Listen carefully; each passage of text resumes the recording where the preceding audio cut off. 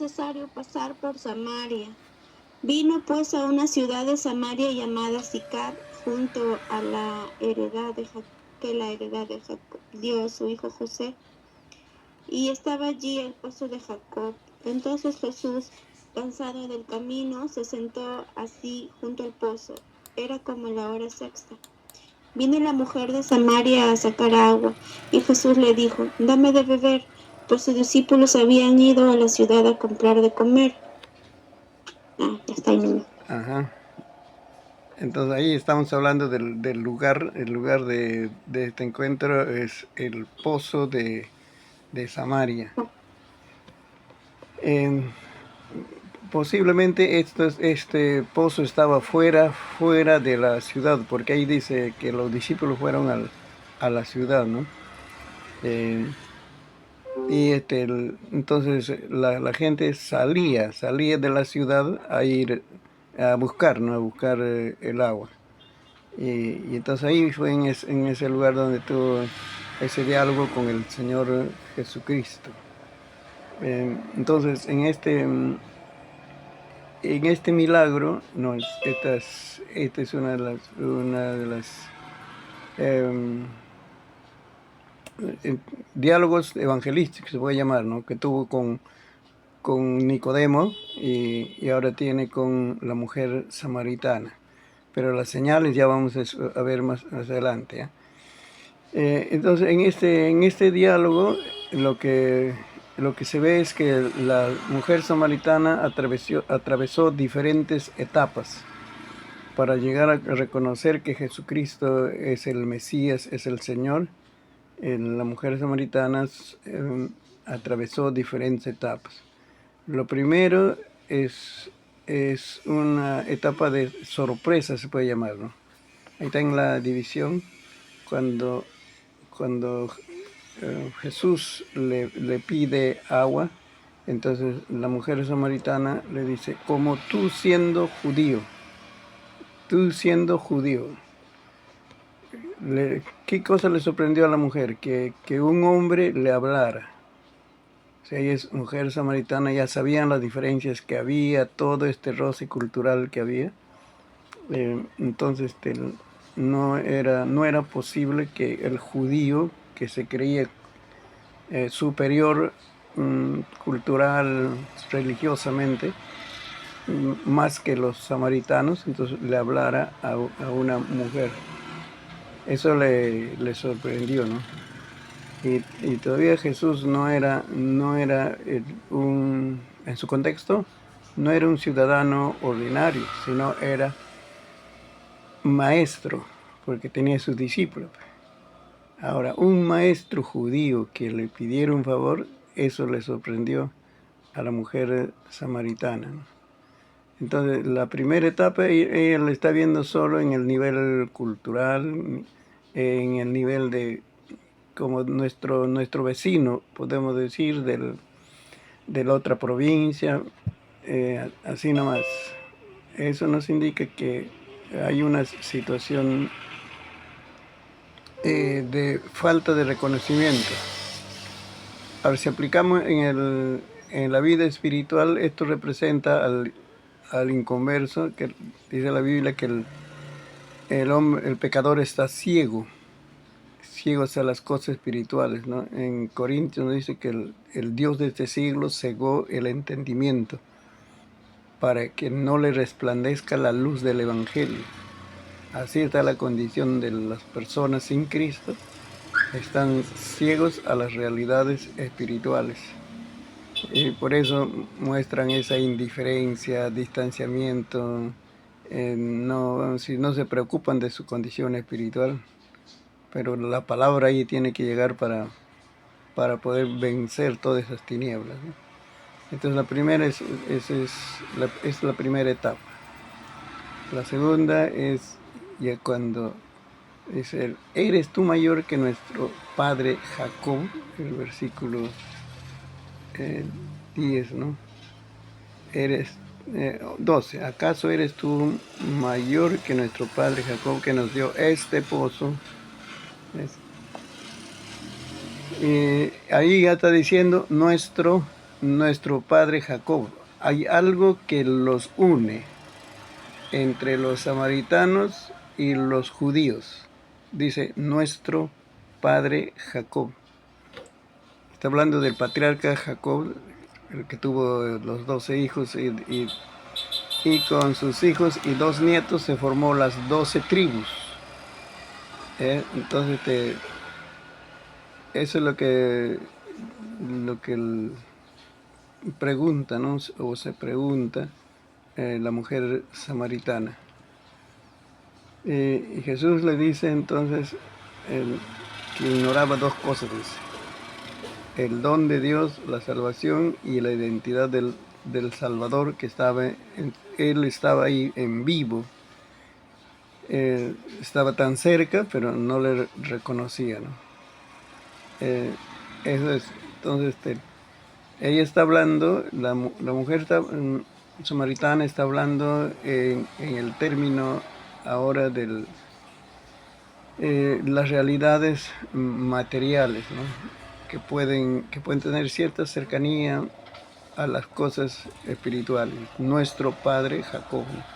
Ellos también se creían religiosos, que seguían a Dios, todos, pero no tenían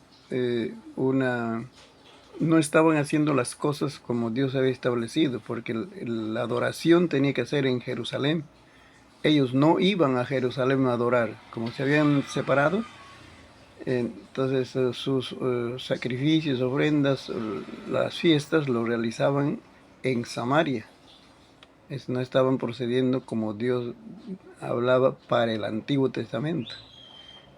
Por eso entonces, pero algo lo relaciona, dice, ¿no? Ustedes creen en Dios, nosotros también. Ustedes dicen que sus patriarcas es Abraham, Isaac, Jacob, nosotros también, ¿ves? Por eso dice, nuestro padre Jacob, ¿no? Y ahí que hay ese diálogo acerca del agua, ¿no? Cuando leemos ahí, Jesús le pide el agua primero y luego le ofrece el agua, pero es ya de una calidad superior, dice, y que no necesitaría volver siempre a ese pozo de agua, sino que sería en ella una fuente que salte para vida eterna. A través de ese diálogo le está llevando a un tema espiritual. Y cuando ya le confronta sobre su realidad moral, ¿cuál era? Él era estaba en convivencia. Había tenido 5 maridos, pero ahora estaba en convivencia con un varón.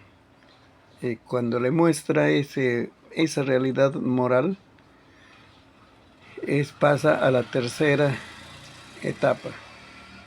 Lo reconoce como profeta. Tú eres profeta.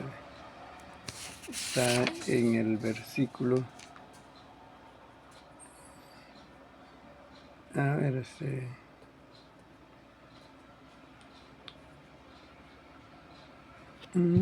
16 al 24.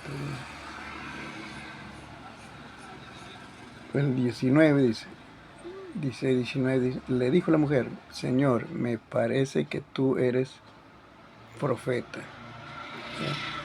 Me parece que tú eres profeta. Y hay un mayor reconocimiento de Jesucristo. ¿Por qué? Porque profeta, el profeta en el Antiguo Testamento para judíos y samaritanos traía la palabra de Dios. Y entonces la palabra les acercaba a Dios. La palabra les decía cómo deben hacer los ritos, las ceremonias, cómo reconciliarse con Dios, todo eso, ¿no? Cuando dice, me parece que tú eres profeta, ya lo está reconociendo, ¿no? Los profetas eran reconocidos por su autoridad que venían de parte de Dios hasta el rey, que es el poder político, tenía que obedecer al profeta. Y entonces ese es un reconocimiento importante de la mujer samaritana en Jesús. Pero lo dice después de una confrontación moral, ¿no? Que ahí hay una operación del... No solo es como decir, cálculos humanos, porque todas las personas están en pecado, ¿no? Sino algo específico de su situación moral es la operación del Espíritu Santo en Jesucristo, ¿no? Para revelar esa condición moral. O también podemos decir, es una palabra palabra de ciencia, de conocimiento, de una realidad espiritual. Y ante eso, la mujer samaritana dice, me parece que usted eres profeta, ¿no?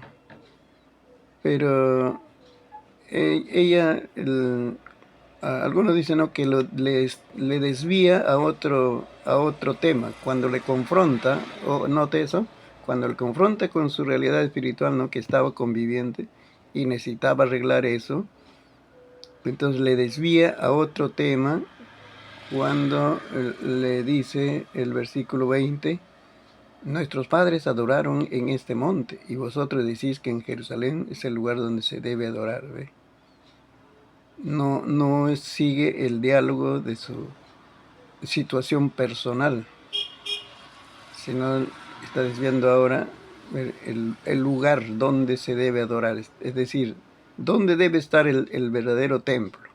Ustedes dicen en Jerusalén, nosotros decimos aquí tenemos un lugar también, y era en el monte Gerizim que ellos adoraban. Allí había una réplica del templo de Jerusalén. ¿Ves? Le desvía el tema, ¿no? Así es la situación. Eso es cuando se sienten confrontados con la palabra en su realidad moral, entonces tratan de evadir. Pero cuando el Señor está llevando a este diálogo, ¿no?, a un propósito, también eso sirve. Ese desvío de la conversación, Dios lo usa, Jesucristo, mejor dicho, lo usa para su propósito, ¿no?, evangelístico, para llevarla a la mujer más cerca de Dios. Todo esto tiene importancia, ¿no?, para que esta mujer crea en Dios, ¿no? Al final, cuando él le dice, ¿no?, en verdad, dice, ustedes están pensando la adoración, ahí entre temas de la adoración. Porque algo puede estar incluido, una pregunta en eso que le está diciendo, ¿no? Ustedes dicen que se debe adorar en Jerusalén, nosotros decimos aquí en Samaria. Lo que está preguntando es dónde debemos adorar, dónde, lugar. Y Jesús le dice cómo debemos adorar. ¿Cómo debemos adorar? Entonces, no es tan importante el lugar, algo físico, material, terrenal. Una carpa, un templo, de repente al aire libre, ¿no? Sino Jesús la lleva al cómo. Y en el cómo está que se debe adorar en espíritu y en verdad. A ese diálogo le lleva, ¿no? Cuando dice el versículo 24, Dios es espíritu, y los que le adoran en espíritu y en verdad es necesario que adoren. Entonces, Cristo le está diciendo cómo debemos adorar, dice, en espíritu y en verdad. Todo esto va dándole mayor conocimiento, las vendas de sus ojos van debilitándose, destruyéndose, ¿no?, por el poder de la palabra. Cristo está compartiendo la palabra verdadera, y entonces llega ya a un nivel del reconocimiento de Cristo como Salvador, ¿no? Ya donde dice el 25, dice, le dijo la mujer, sé que ha de venir el Mesías. Ellos estaban esperando, llamado el Cristo. Cuando Él venga nos declarará todas las cosas. Jesús le dijo, yo soy el que habla contigo. ¿Ves? Entonces, en esta etapa ya le reconoce como el Salvador del mundo, porque eso es lo que le dijo luego de este encuentro con Jesucristo, le dijo a los varones, a todos sus paisanos de Samaria.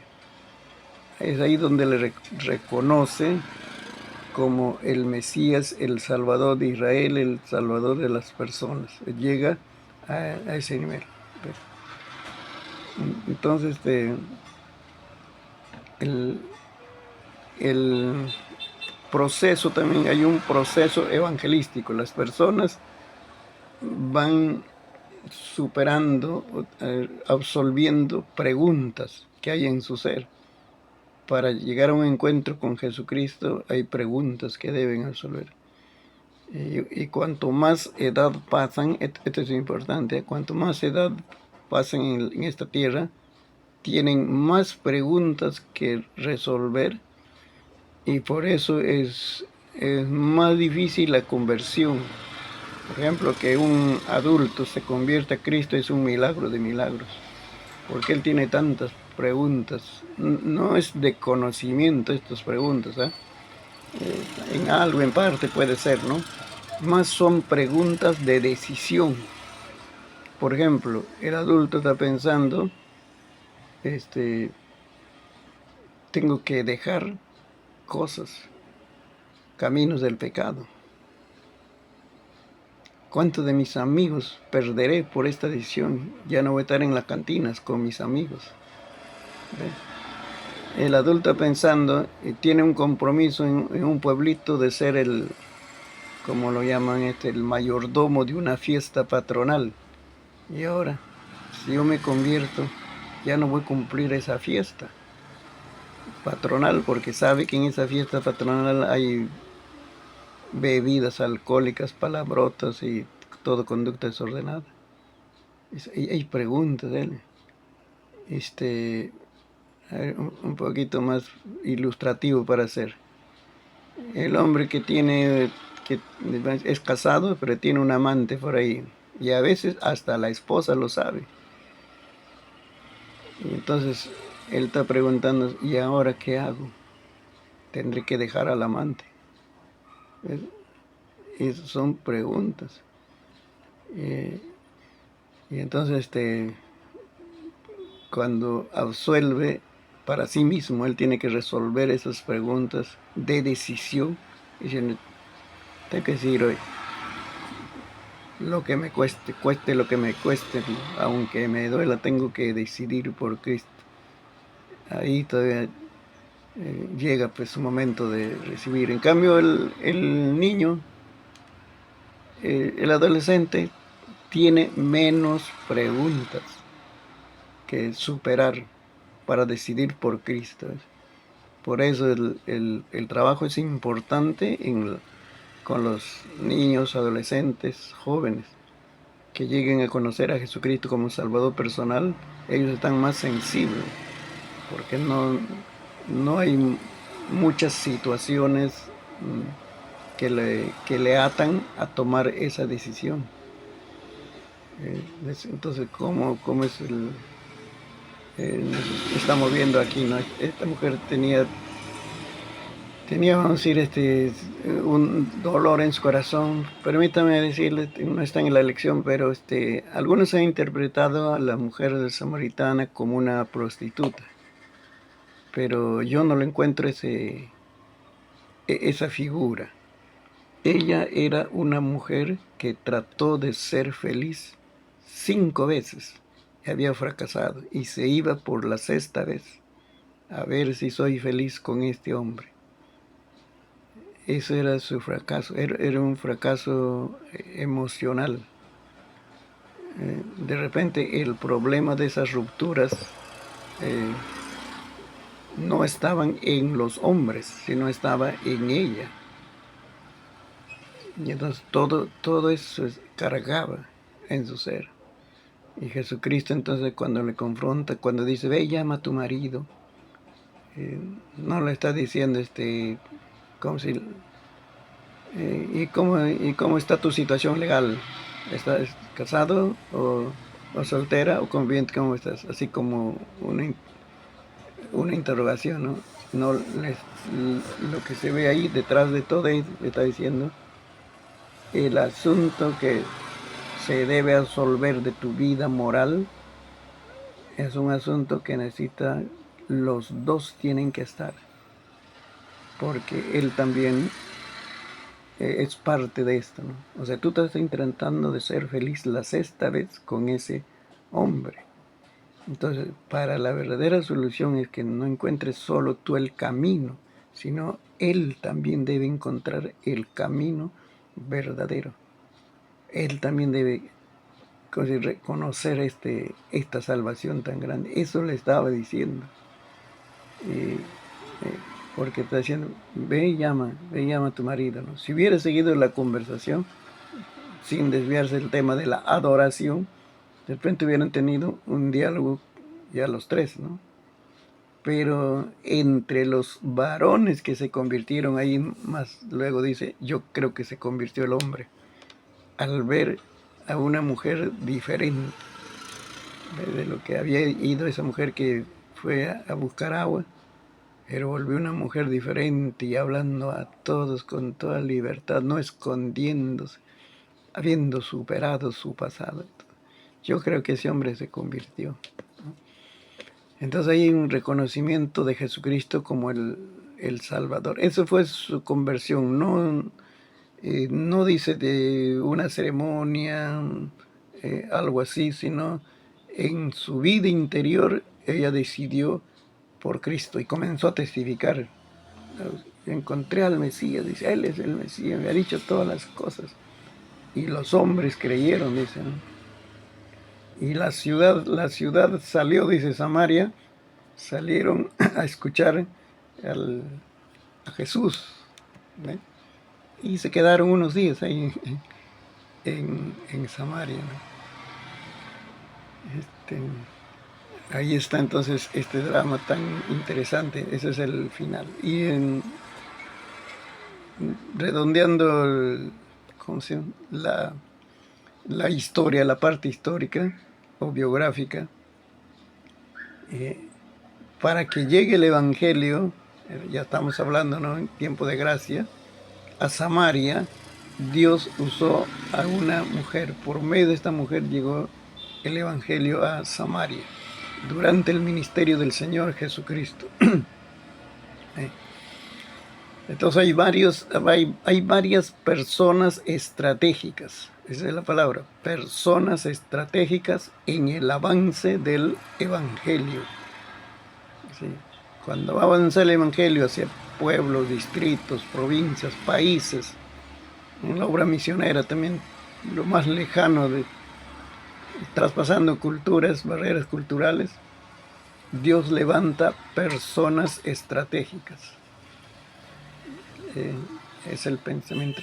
Ahora ya como el corolario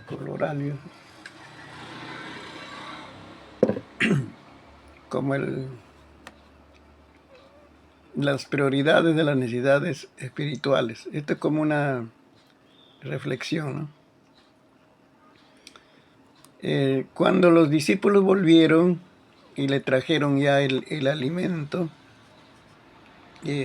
Jesús no quiso recibir, dice. Él tenía tenía otras preocupaciones, ¿no? Entonces, dice, se preocuparon, ¿no? A ver.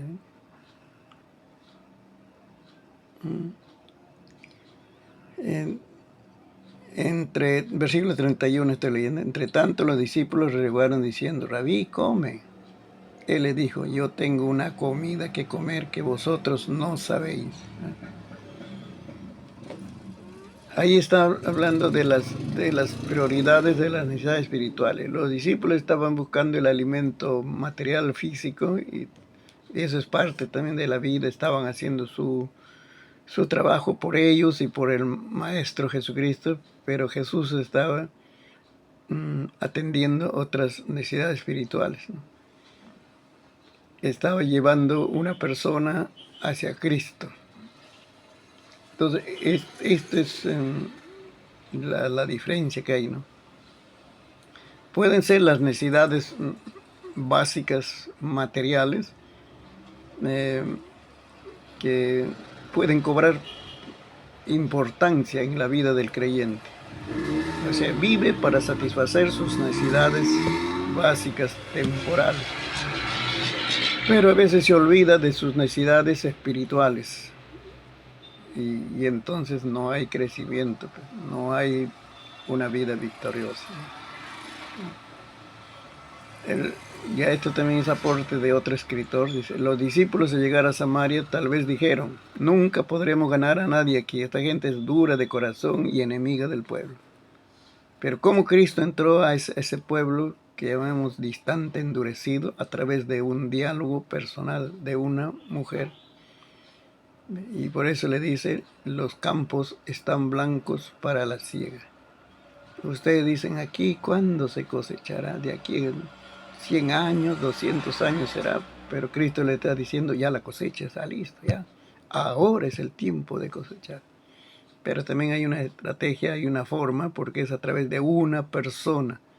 No es un grupo, una multitud. Y segundo, está atendiendo una necesidad familiar, porque las necesidades están ahí en la familia, y están las más grandes necesidades. Y luego ya se alcanza al pueblo. Tercero, también es el ejemplo de Cristo como ganador de almas.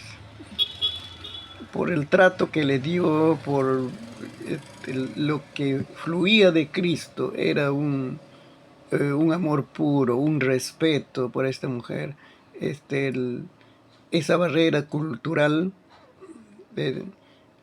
Cristo tuvo que tratarlo para que no sea un distanciamiento, un obstáculo, y la mujer no escuche la palabra.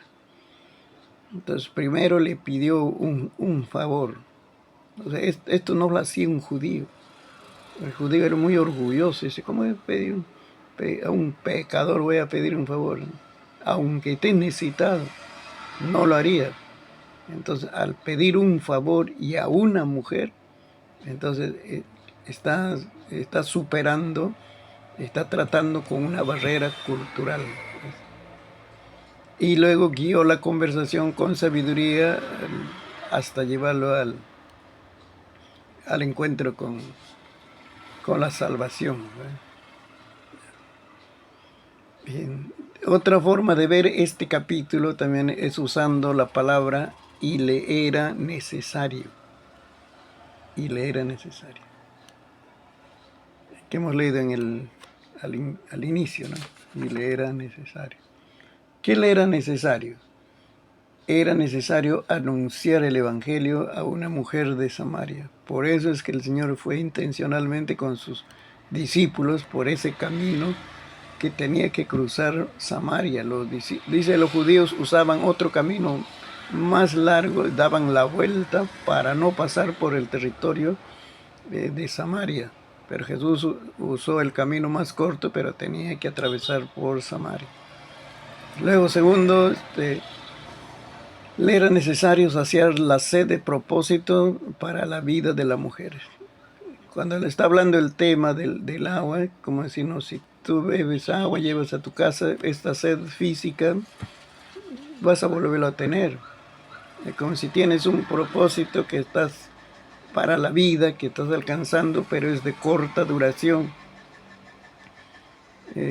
Como decir, voy a lograr algo, consigue ese algo, no le satisface. Luego se busca otra meta, otro propósito. Consigue eso, tampoco. Pero es que la vida no consigue solo logros materiales. Y le ofrece el agua fresca. Esa agua fresca, dices, es diferente del agua estancada en los pozos que había en ese tiempo. Era un agua que fluía. O sea, ahí en la tierra al fondo, a 15, 20 metros, había una corriente de agua. Eso dice, hay venas de agua en la tierra. y por eso es agua fresca. Otra cosa es que se empose, ¿no? Y esa agua ya no es tan saludable. Y con eso le está diciendo que hay un propósito para la vida que trasciende a estas cosas materiales que se alcanzan. Es decir, cuando estamos en buenas relaciones con Dios, los éxitos de esta vida ya tienen otro sentido, ¿no?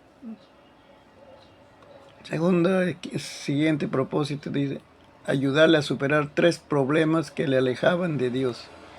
¿Cuáles eran? Sus prejuicios raciales, samaritanos, judíos, su condición moral de conviviente y su ignorancia sobre la adoración verdadera a Dios. Para Cristo, ¿qué más era necesario? Salvar, restaurar a la mujer samaritana. Porque esta era la persona estratégica para llevar el Evangelio a Samaria.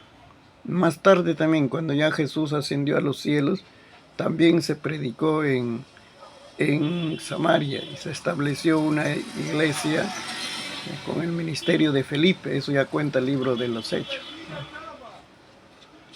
Y le era necesario también equiparle para que sea un testigo de Cristo. Ella no tenía quizás otros mayores conocimientos, pero lo que comparte es su experiencia con Cristo. Eso es su testimonio. Eso era todo su mensaje que hablaba al pueblo. Este es el capítulo 4, hablando de la mujer samaritana. ¿Alguna pregunta, mi hermana Abigail?